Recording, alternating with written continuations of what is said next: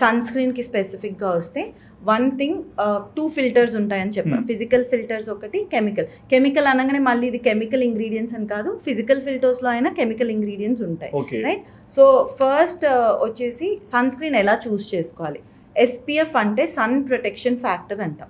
Sun protection factor అంటే మన సన్లోంచి చాలా డిఫరెంట్ రేస్ వస్తాయండి.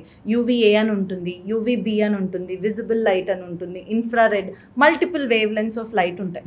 మనం మేజర్గా కన్సర్న్ దేనికి ఉండాలి? UVAకి, UVBకి, కొంచెం అమౌంట్ వరకు విజిబుల్ లైట్కి కన్సర్న్ ఉండాలి. So SPF will block UVB. UVB generally ఉండేది US లో వాళ్ళకి క్యాన్సరస్ పొటెన్షియల్, ఎందుకంటే స్కిన్ క్యాన్సర్స్ ఎక్కువ అక్కడ, అందుకనే వాళ్ళు UVB అంటే SPF మీద ఎక్కువ ఫోకస్ చేస్తారు. అందుకే 50+ SPF, 100+ SPF అంటారు.